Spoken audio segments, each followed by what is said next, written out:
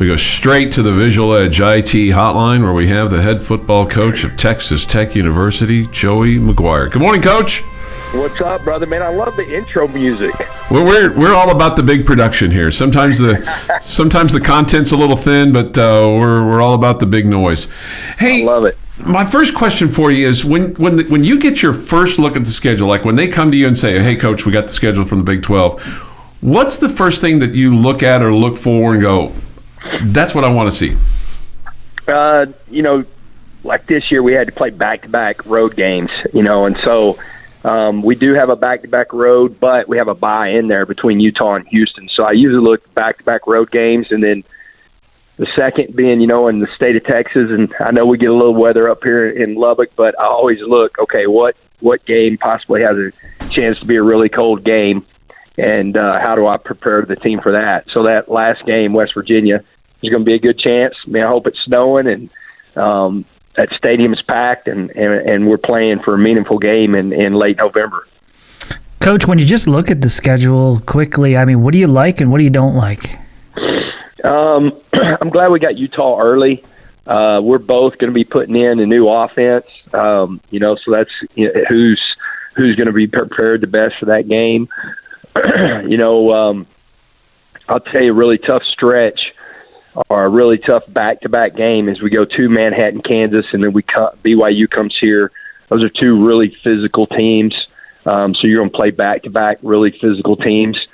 But I'm excited we got BYU here. I'm going to really challenge our fans, especially that week, because I thought when we went to BYU in my 31 years, that was the loudest stadium I've ever been in. And they have done a great job. And so I think it'd give our fans a great chance to show the BYU Cougars, exactly what it's like to come to West Texas and tortillas flying and being really loud.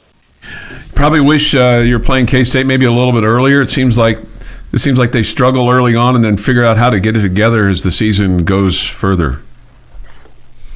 Yeah, I mean, Coach Kleiman I talk to him a lot. He does a great job. He's got a great culture. They're a tough team. The quarterback could be a year older. But, no doubt. But they're kind of in the boat that we're in, like who's going to be that number one running back. I mean, they're losing a really good running back to the NFL like we are. And so that's going to be interesting who steps up whenever they're running the football. Coach, as someone that's a sports fan just like we are, you understand the importance of rivalry games and how much that excites the fan base. How disappointing is it for you to not have teams like TCU or a team like Baylor on the schedule this year? Well, we talked about that a lot. It's great to have Oklahoma State. I think that's when you start kind of like pairing teams together, if you did have a team that you're playing every single year. But, yeah, it's interesting. I mean, I know it doesn't set up that way, and it's just the way it is, having 16 teams. But you would want to alternate at the very least, to having Baylor one year and TCU one year, Baylor the next year, TCU the next year, just because you're going back to old Southwest Conference rivals and everything like that. We had a little bit of a discussion, Coach, with regard to Oklahoma State, and Jeff had floated this idea. I'm going to get your take on it, of whether you play them at home or on the road every year, but end your season with them. How would you feel about something like that? Yeah, I think that'd be great. I think, if you went, every single year, if you go Kansas, K-State, Arizona State, and then you turn around Baylor and TCU, Utah, BYU, like doing it like that to where, every single year you kind of have that rivalry that you've created.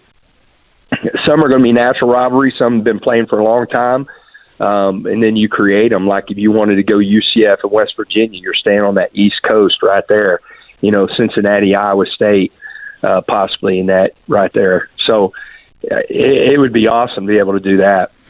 Coach, as fans, I think we all thoroughly enjoyed the Big 12 football conference last year. There were just so many upsets, or so many teams that you expected to be good that maybe finished near the back, and teams that you expected to finish near the back that finished near the front.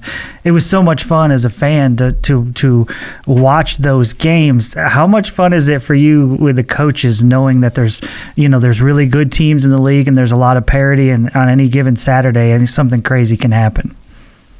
Yeah, I think the Big 12's been like that for a while, but I do think that every single team in the Big 12 we can beat each other up. I think we're going to see that more and more in college football with the transfer portal and how long you have guys, and how you build your team and your culture. So, I think you saw that a little bit for the first time in the SEC, to where, there necessarily wasn't that one dominant team. But, you had a group of teams, and Vanderbilt had a good year. But, that's been the Big 12's, MO for a long time, is that anybody could beat anybody. Hey, I know it's been this way for the last 2 or 3 years, but it seems to get diminished every year. But how weird is it for you on this first Wednesday in February not to be scrambling and be excited about your football recruiting and high school kids coming in and waiting around to see who's going to commit and who's not, or maybe somebody flips at the last minute? Yeah, it's different. I've talked about that a lot with whenever I was on the road recruiting the 26s, 27s, 28s, talking to the coaches and whenever, it seems like a short time ago, it's been 8 years, but whenever we signed our first class, whenever I got in college football, you still only had one signing class, and that was February. And whenever we got the job, we had one recruit, and we had to put a class together.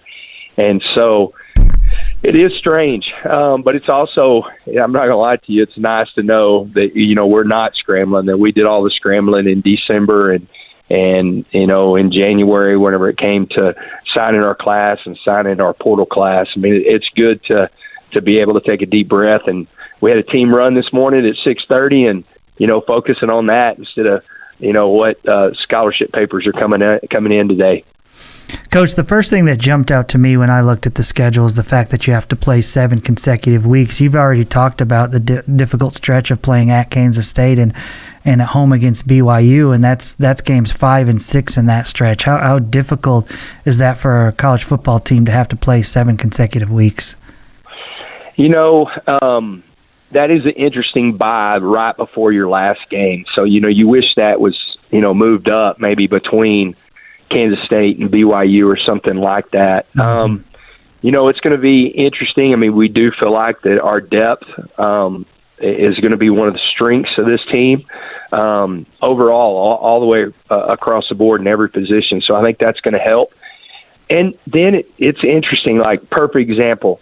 If I could have a do-over this year, we're 5-1. We have all the momentum. And we get a bye right after the Arizona game. I wish we didn't. I wish we'd have played that very next week. Even though we've played well out of byes, we did not play well out of a bye this year. And, we didn't need the bye. We weren't beat up, after the 6 games. And so, it's kind of one of those deals. It's every year. The year before, we needed the bye really bad. And it was a late bye whenever you look at it. And so the good thing about the schedule the last 2 years, at least we're going to get 2 byes. So after 4 games, and Utah is very, very physical. After 4 games, at least we're going to get a break there, and then we can regroup for the stretch and of those 7 games. All right, Coach, finally, what's the one thing you're most excited about this coming season? Offensive line. That comes in the depth.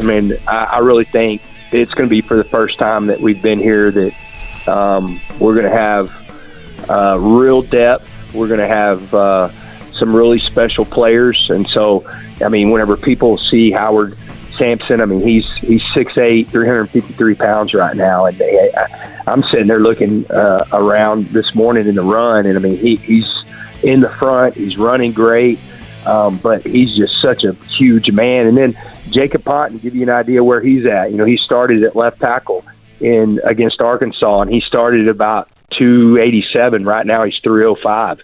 And so I think that's what I'm excited about. I'm excited about the offensive line depth, and we finally got some guys in there that we're going to be able to go beat some people up whenever it comes to offensive football. Coach, thanks for your time this morning. That's Joey McGuire here with us this morning. Thank you, Coach, on the Visual Edge IT hotline. All right, man. Thank y'all. Thank you. Have a great day. It's 8:25 this morning on the Morning Drive.